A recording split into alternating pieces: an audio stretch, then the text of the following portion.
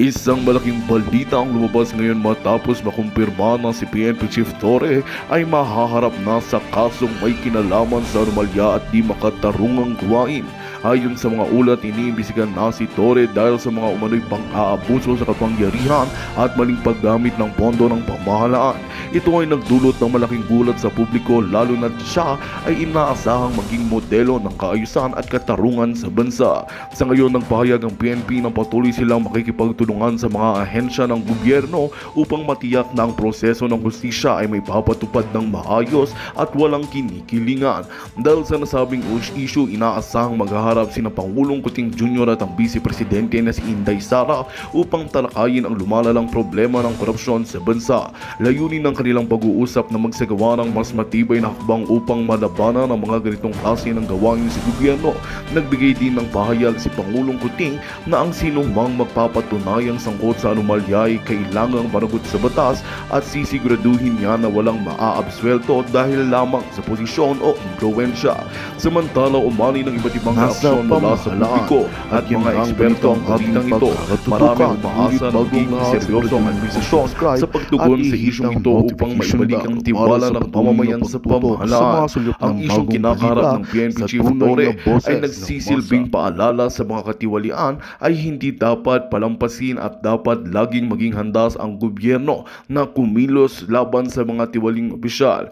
At yan nga ang balitang ating pagkakatutukan. Ngunit bago ang lahat, siguraduhin mag-subscribe at i-hit ng notification bell para sa patuloy na pagtutok sa mga sulap ng bagong balita sa tunay na boses ng masa.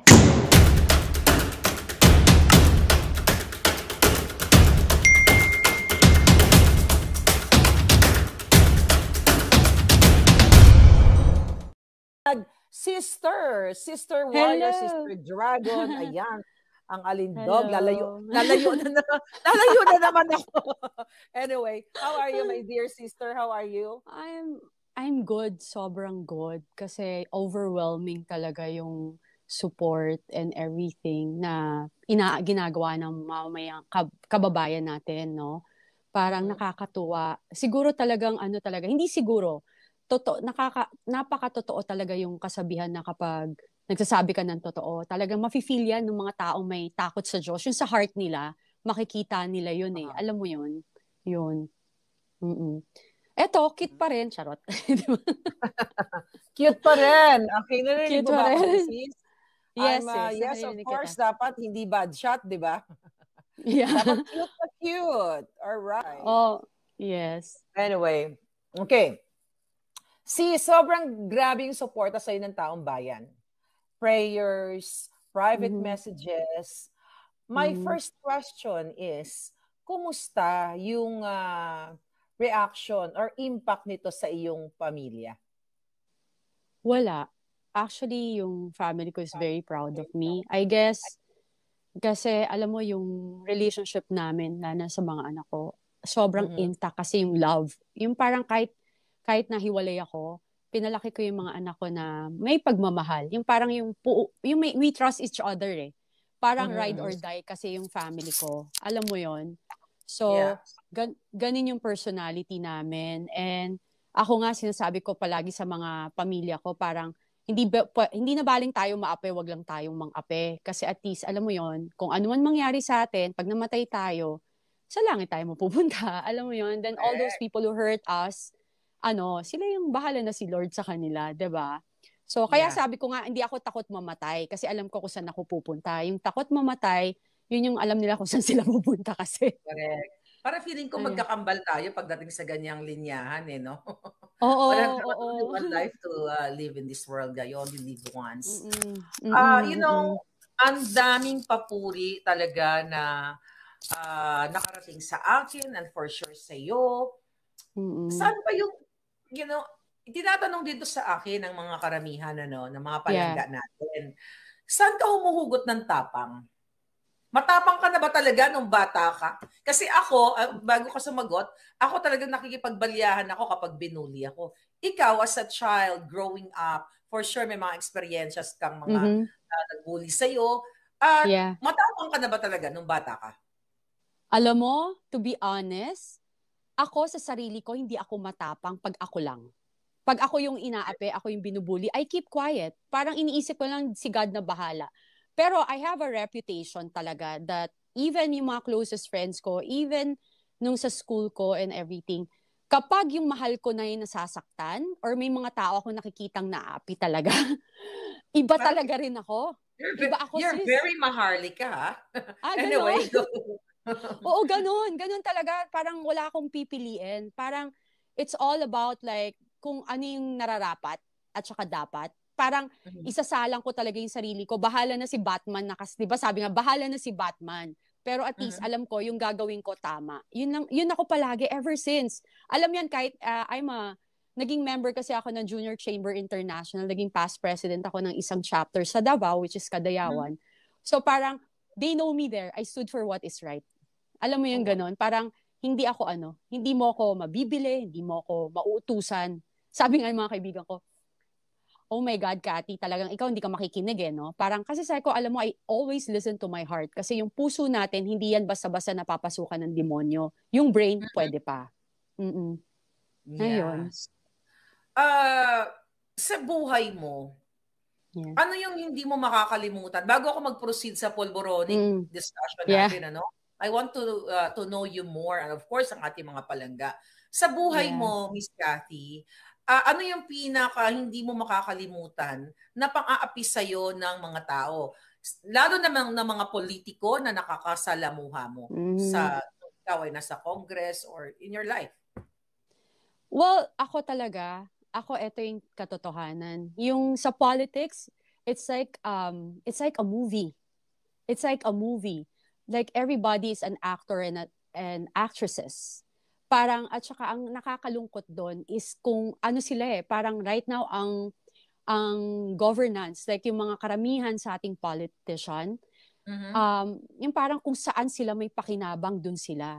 Alam mo yung ganon? Nakakalungkot kasi parang hindi katulad ng old politics na talagang they have dignity, they have integrity, alam mo yon, may moral. Hindi, so parang for sure a lot of politician will disagree to me. So, if you will disagree sa akin, prove yourself. Go there and speak. 'Di ba? Parang, kasi yun ang nangyayari. Parang isa siyang pelikula na it's an act. It's always like that. Parang yun yung nakikita ko. Kaya hindi ako pwedeng maging politician. Kasi, parang ikaw. 'Di ba? Parang lahat Anyway, pag ako nandyan, lahat yan gugurgurin ng bongga mo. Anyway, okay, napag-usapan natin na once ay naging chief of staff ka ng iyong ex-partner ni Tony Boy Fernando. So, ilang years yon sis? Kasi, we're talking about the future of our country, Yes, that's why you're coming out, pumayag ka nagpa-interview dahil kung natatandaan ng mga palangga ako, sinabi mo sa interview, you are concerned for the future of your children and for your and great-grandchildren. So, during that time, nung nasa Congress ka, how many years ka nagstay? And ano yung nakita mong, talamak o rampant corruption o, pagnanakaw sa kaban ng bayan? Okay. So, di ba? Namatay yung chief of staff ni Tony Boy. So, he requested me to be the one to be Tony Boy's chief of staff, right? Okay. So, sabi, ayoko pa nga. Kasi nga ayoko talaga. Alam mo, di ba parang hindi ko talaga ayoko makita whatever. Kasi naririnig ko na at nakikita ko in a way. So, I don't want to go, yung makapasok ng through and through. I've seen it. Like, they get commissions. They offer commission, contractors, and everything. And it's sad. Kasi talagang, yung iba dyan, talagang kumukuha ng malaki. Yung parang paano na magiging quality yung project. And that's one of the reason ba't ako na-attack. Kasi may mga nahuli ko na, like, one time when I took over, nakita ko na may projects, tapos, nabid na, okay? So, I'm okay with it.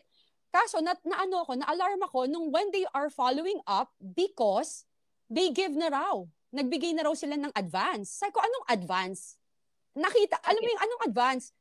Okay. Hang on. Okay. Sabi mo, may nakita ka, nahuli ka. When you say nahuli, that's under the office of your ex-partner, Tony Boy Florendo. Right? Yes. So, sino yung nahuli mo and magkano amount yung pinag-uusapan natin dito? Okay. If we're talking about, kunwari, kung ang budget ni Tony Boy, sabihin na natin mga 2 billion pesos or a billion pesos. So, yung may mga tao siya, hindi ko muna papangalanan ngayon. Okay? So, may mga tao siya na when I sit, sila yung kumukuha ng commission. Alam mo yon, sila yung kumuha ng commission. So, nakita ko doon kasi nagpa-follow up yung project. Kasi sabi nila na, paano na yan? Kasi napalitan nga ako as a chief of staff. Now I understand bakit ako ang inupo doon. Siguro kasi yung dating chief of staff niya, parang hindi na niya makaya. Alam mo, hindi niya matiis yung ginagawa na trabaho kay Tony Boy. Kasi again and again, I'm telling you, si Tony Boy hindi siya kumukuha ng commission or ng percentage. Okay?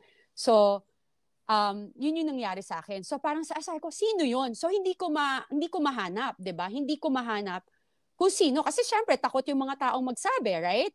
So what I did, pinaribid ko. Kasi ako wala kaming natatanggap. I just want to clarify everybody, walang natatanggap si Tony Boy that time. Inayos ko. Sabi ko, iparibid natin 'yan. So, may nagalit sa akin. O, 'di ba? Yung nagalit na yon, doon ko nahuli na sila yon. Siya yon. Sila yung nagnanakaw. Ito bang mga nagalit na yon, bigyan na natin ng clue yung ating mga manonood. Ito bang mga nagalit na to, kamag-anak niya? Hindi niya directly blood related. It's like, actually political advisor nila before, matanda na siya. AS ang kanyang initial. So doon ko nahuli na AS. AS. For sure nakikinig ka ngayon. Oo. Okay. Grabe. Sila talaga yung nag-attack sa akin until the end. Yung isa, ganun yon. So just to make it, to be fair, syempre meron kayong pinagsamahan ni Tony Boy for 10 years. So nakikita ako sa iyo, you're not here para i-destroy yung ex-partner mo by just saying your truth na hindi nangungumisyon si Tony Boy. Bakit mo nasasabing hindi siya nangungumisyon o hindi siya corrupt? Kasi, way back before, di ba congressman siya nung una. Tapos ang pumalit si SAP, Anton Lagdameo, right? So, yung mga time na yun, kasi may mga incident na nalaman siya na ginagawa ni SAP Anton Lagdameo. So, which is, yun na nga, yung... Katiwalian. Katiwalian. Nagagalit siya. So, nagtampuhan yan silang magtsuhin. And, yung dating chief of staff din ni Tony Boy, ng mga iba, alam yan. And, i-emphasize natin sa ating manonood. We're talking about na nagalit si ex-partner mo sa kanyang pamangkin na si Anton Lagdameo na now is the special assistant to the president. And this is public interest. Go ahead, sis. Yes. So, syempre ako, the time, bago lang kasi kami niyan So, parang, wala naman talaga akong alam behind whatever they do, diba? So, ngayon, nakita ko, tas we put up a restaurant in Davao, yung The White House Fusion Cuisine and Wine Lounge, no? So, one time, parang nagtatampo, nabalitaan namin, tapos tinatanong ko sinabi, ayaw niyang sabihin sa akin. Kasi, alam mo, si Tony Boy, protective yan sa mga kaibigan niya, with everyone. Hindi basta siya nagsasalita. So one time, basta pumunta doon, nag-away sila in a way. Pero tas parang, syempre, when you sit in power, you feel untouchable. If you see how much money, ikaw nga, makikita mo, 500 billion nga, di ba, sa flood control natin. How much money na kayang itapon 1 trillion to be exact for 2 years. Diba? Exactly. So imagine mo, kung ilang percentage yung makukuha ng isang congressman, diba? Talagang masisilaw ka, especially if you were like, deprived in a way. Kawawa, sa mo. Diba? So, nung mga time na yun, nalaman ko, kinuwento niya sa akin, ganito, ganyan, na parang, pucha, hindi pwedeng ganyan Alam mo, mamura kasi si Tony Boy. Ayoko lang gamitin dito. So, parang, minumura niya na sinisira niya yung pangalan namin, ganyan. So sabi ko, talaga ba?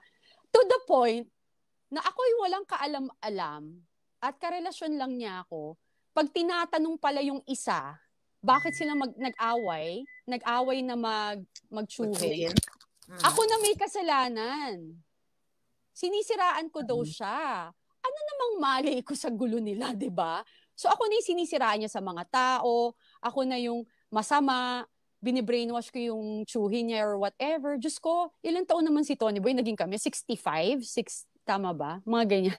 So, parang, alam mo yung, paano mo maibe-brainwash yun na super brat nga yun, brati nga yun, hindi mo mapipigilan kung anong gagawin. So, I was so surprised. Kaya nagtataka ako, bakit yung mga tao parang naiinis sa akin na wala naman akong ginagawa? So, yun, minanipulate na. Parang siniraan na ako ng siniraan, may halong selos na rin. Kasi si Tony Boy is, maalaga siya sa mga pamangkin niya. Alam mo yon. So, dun yun. Ako na yung inattack, ako yung naging collateral damage. Biglang ako na yung masama. Kasi gusto niyang pagtakpan yung mali niya. Yeah. So, alam mo ba na yung binanggit mo kanina na initial na AS, ito ba ay sounds like a scene? Oo.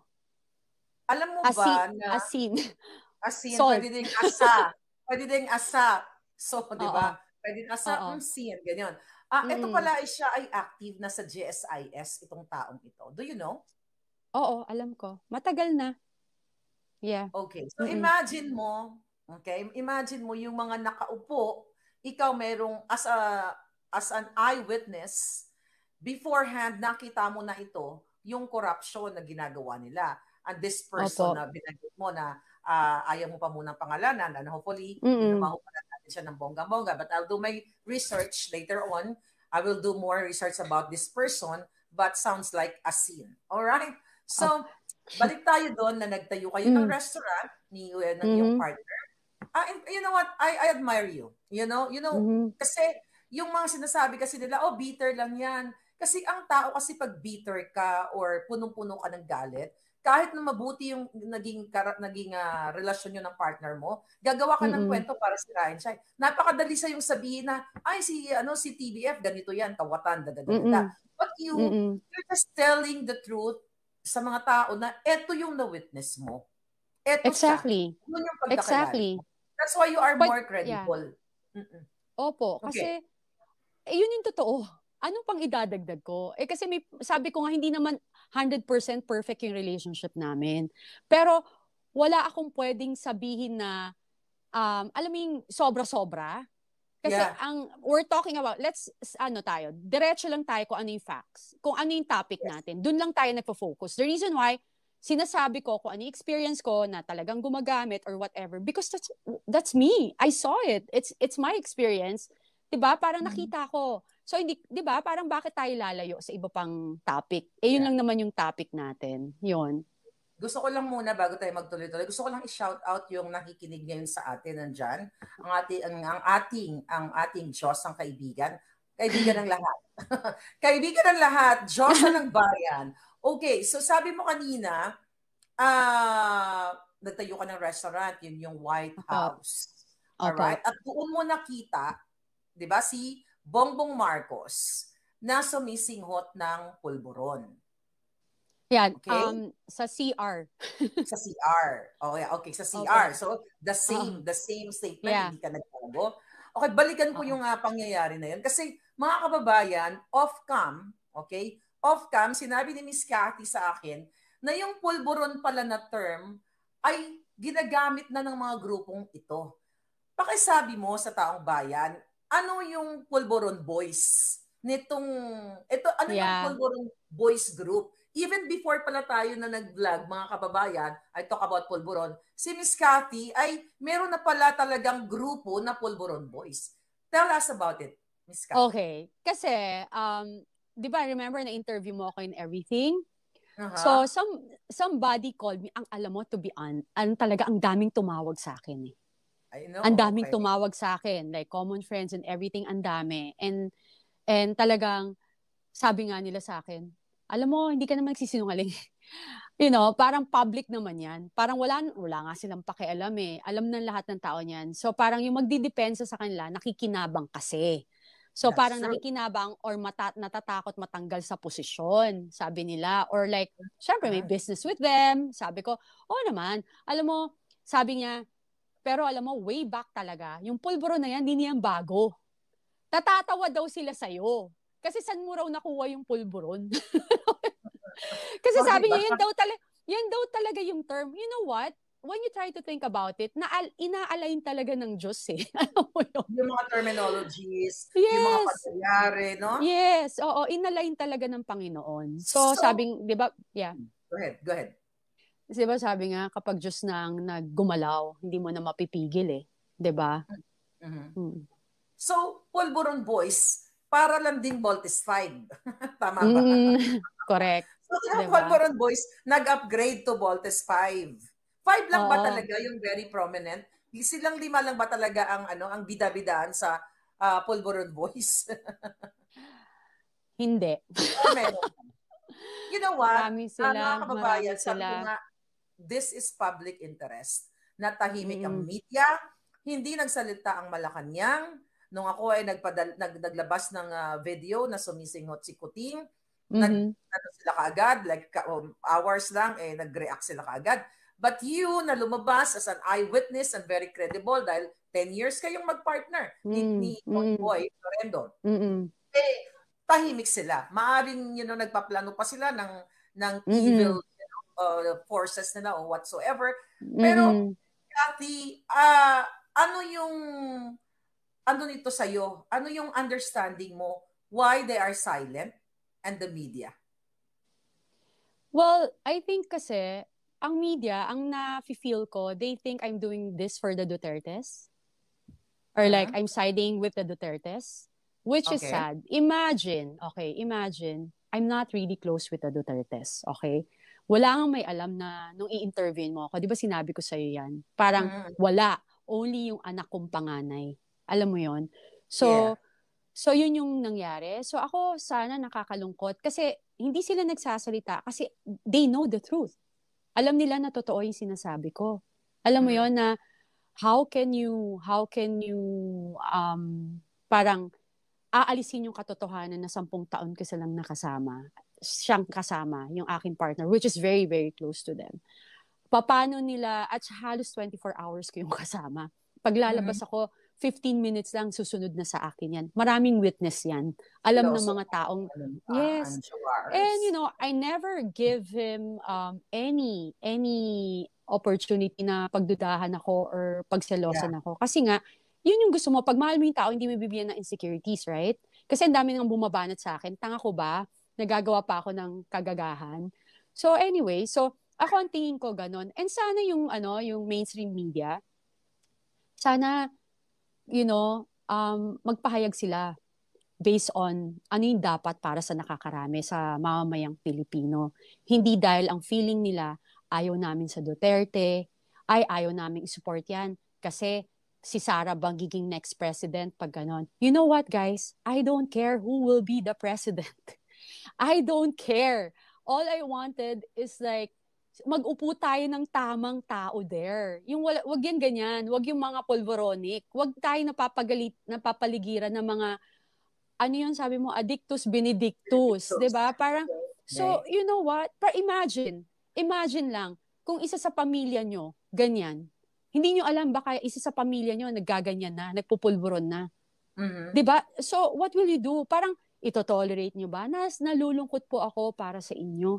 Kung talagang may paninindigan kayo at saka you're speaking the truth, sabi nga nila, ang mainstream media is para sa tao, para kung ano lang yung katotohanan. Ito po ako. Andito po ako. Nagtataya ako ng buhay. So parang ano mapapala ko dito? Few years from now, they can kill me or whatever, but I believe that God will protect me. Kaya wala akong katakot-takot. So ano pong ginagawa nyo? Yung mga sikat dyan na mainstream media, yung mga newscaster na sikat dyan, ano kong ginagawa nyo? Why? Because Duterte? Wala akong pakialam.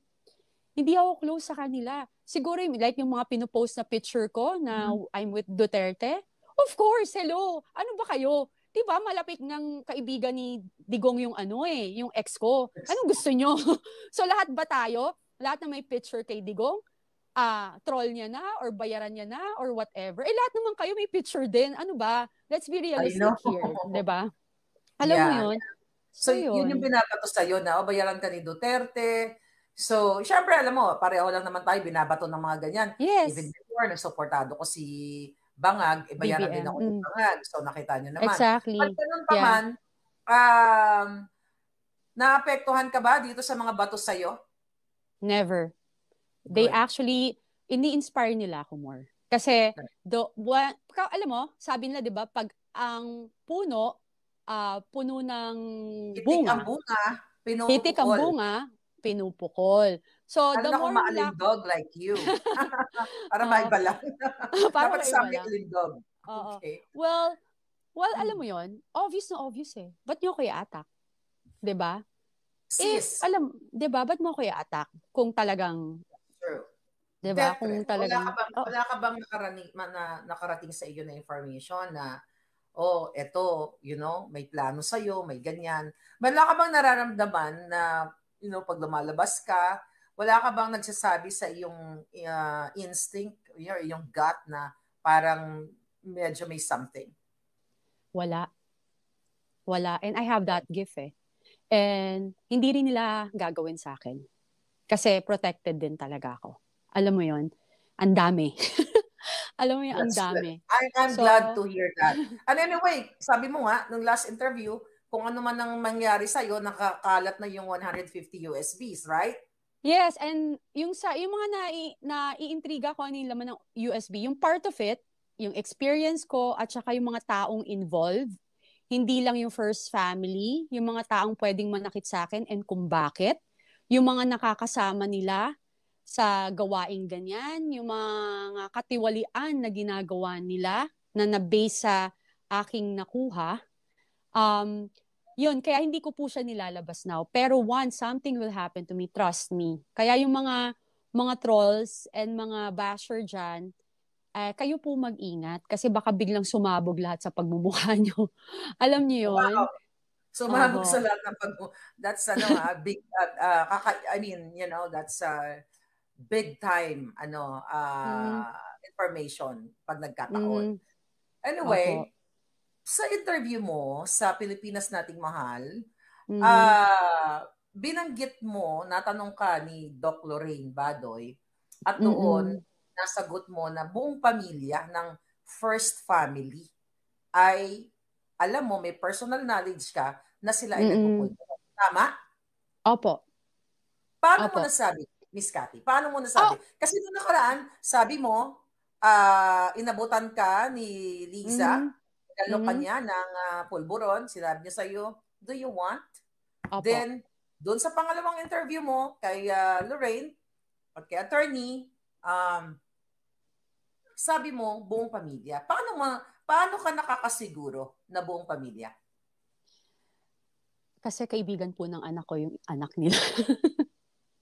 Oh my God. So that's my connection po. At saka again and again, public po. Naging kaibigan ng anak ko. And it's sad to say, like, one of my kids, when I left for US, para umiwas po sa pangbubuli nila and everything, and para hindi madama yung pamilya ko, umalis po ako. Pag alis ko, sinabihan ko pa yung anak ko, anak, huwag kang mag-iingat ka ha, kasi for sure they will hurt you, they will do something to you para masaktan ako. Huwag kang makakagat sa bait. There's a lot of things happen to me, 'di ba? Parang kaya ako ngayon lumalabas, hindi ako naghihigante, natatanong mo lang ako, so these are the truth. Alam mo 'yon? So nung nalaman ko, kasi I'm wondering, I was like, when I was in the States, I was asking my daughter to do certain things. Hindi niya nagagawa. Tapos nabarkada siya. Alam mo yon? Then, like me,